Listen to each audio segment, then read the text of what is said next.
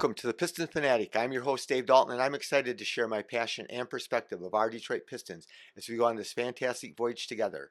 I've been a diehard Piston fan since the days of Dave Bing and Bob Lanier. I've also been the varsity basketball coach of a very successful program in northern Michigan. Thank you very much for listening. Please subscribe if you haven't already. Click on that like button. So our Pistons made a deal. We traded for 2 second-round picks from the 76ers, and we also get KJ Martin from the Sixers for nothing. So we had the room exemption. So the room exemption is something the NBA allows you to go over the cap and up to it's about $8 million, which is exactly about what KJ Martin makes. And so we're going to use that. And so we still have that 14 million to make other deals with that we are under the cap with. So that won't count. So it's a good deal. The second round picks aren't anything to get excited about. The ones the Bucks pick in 2027, and as long as they have Giannis, they're going to be good. The Mavs is 2031, and they could be bad by then. Who knows? But we'll see. But also the other thing that second round picks are used for, they're used for trades. They're just thrown in for trades. So like if we want LONZO Ball, so he's a guy that I've kind of said that I would love to see the Pistons get. He's 6'6". He's got a great attitude. He can shoot the three decent. He's a really good defender. He can handle and pass the ball. So he would be a perfect thing. He's only he's on an expiring contract, so he could fill in for Ivy for this year, the rest of this year. Because again, that last game that we had where against the Hawks, we were cut the game to about 3 points in the end of the third quarter. Then we take Cade out, and then the start of the fourth quarter, they go on like a 7-0 run, and then all of a sudden Cade comes back in with 9 minutes left, and we're down quite a bit. So anyway, that's what we're looking for. Somebody that can come in and be that solid player. He also can play with Cade. He also can help create shots with Cade. He's really good in transition passing the ball. But anyway, who knows what the Bulls are going to get offered for him. They're obviously, the Bulls now are trying to tank, I would think. I mean, they traded Zach LaVine, so that leads you to believe that they're going to. They also got in that trade with where they traded Zach LaVine, they took back another guard, and so they're overloaded with guards. Against the Pistons, they started 4 guards, so that's one spot. Also, there's other guards. They have Kobe White, but he would take a lot more to get, and so yeah. And then they have Isumo, I think is how you pronounce his name, but he's a good little guard too. So anything can happen, and we're looking to be part of a bigger deal. Just like I said, the Jazz were part of the deal where Luka and Anthony Davis got traded. They needed the Jazz to take on some money, and so they did, and so they got a couple second round picks for doing that. So hopefully we'll get something a little bit more exciting. If we don't, it's fine. I mean, we all do think that we probably should get another ball handler to come in there and play when the non-Cade minutes, especially because we get killed on those. But anyway, let's look at this again. KJ Martin, we could just be moving him. We could use him as another piece to trade. You just got to trade contracts, and you got to make things match. And so he's not making that much money, and he had a great game against the Pistons November 30th. He's been injured lately, but he scored 19 against us, had 6 rebounds, 3 assists, and 2 blocks. And like I said, he makes $8 million a year. So, but he hasn't hardly played. He's been injured, and so he's just, I think, getting ready to come back. He's the son of Kenyon Martin, who was drafted first or second the year he came out. Kenyon Martin was a beast. He was a wild man. He was like 6'8" or more, but or 6'10". He could block shots, and he was ferocious. And he played on the Nets teams, those really good Nets teams that the Pistons played one year in the Eastern Conference Finals. He was really tough there. So, but he's only averaging 6.4 points a game and 3 rebounds a game this year. And so, who knows? He's 24, 6'6", 6'7", somewhere in there. He's been playing only 20 minutes a game. Shot 62% on low volume and 38% on 3. So who knows? Who knows? We have a hard enough time finding minutes for Asar and Ron Holland. So I'm not sure how or where we would use him, but we're playing the Cavs tonight. I'll come on after that game.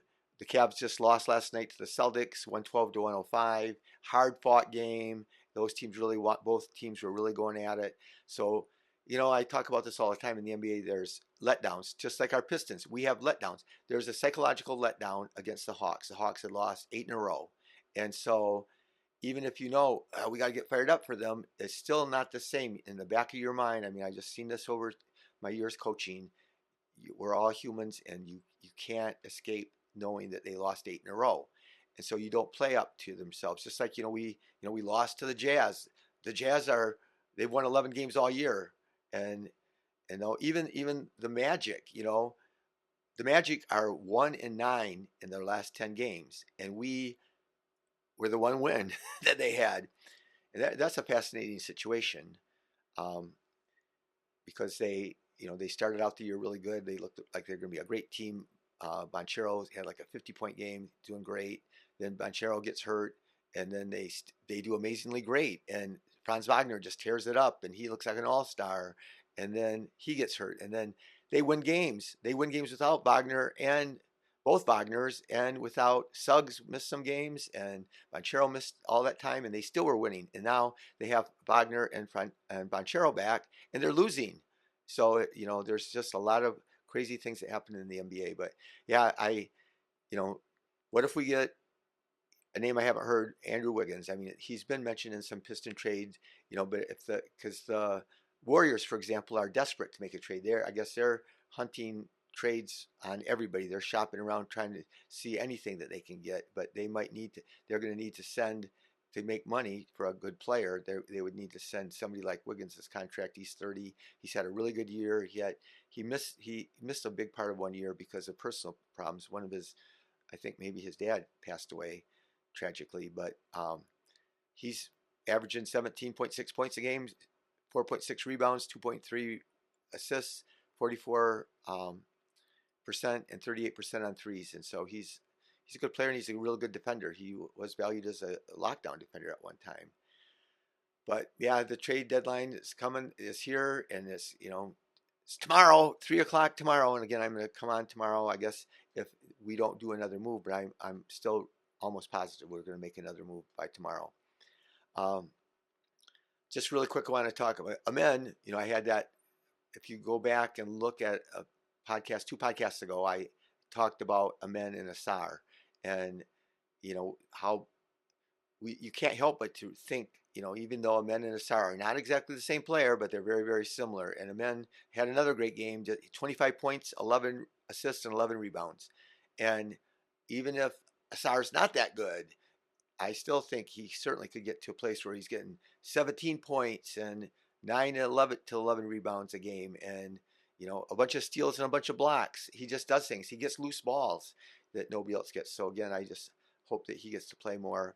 But just a real quick rundown. I know, again, I'm jumping all around, but the Raptors, it's crazy. Everybody knows that they should be tanking. They're only 16 and 34, but they won 7 of their last 10, and they beat some good teams. The Hawks, I told you, they're 23 and 27. So all the Magic is 24 and 27, and they're right in our neighborhood, and the Hawks are, but the Hawks are 2 and 8. One of those wins are against us. The Blazers, they're 22 and 29. They're 9 and 1 in their last 10 games. So it's just wacky. And even the Wizards, who are the worst team by far, the Wizards, we won 14 games last year, but our point differential was not close to. The Wizards are just getting destroyed. The difference and how much they get beat by is just way out of this world compared to what the Pistons were. But the Wizards have won 2 in a row. So yeah, it's a weird league. Anything can happen. But I hope that you come on tonight and watch my podcast after the Cavs game. I know it looks like they're tough, but you never know how they're going to react. Are they going to be fighting mad? A lot of teams that lose a game, especially that they should win, are fighting mad the next game, and they play really well. Or even like we thought, the Hawks, but the Hawks had lost 8 in a row, so they were going to, fight to win that game. But there might be a letdown. The Cavs could have a slight psychological letdown. Pistons are mad because they lost to the Hawks when they noticed they should have won, and we'll just see what happens. But thank you for listening. Be the reason that someone feels cared for, and go Pistons.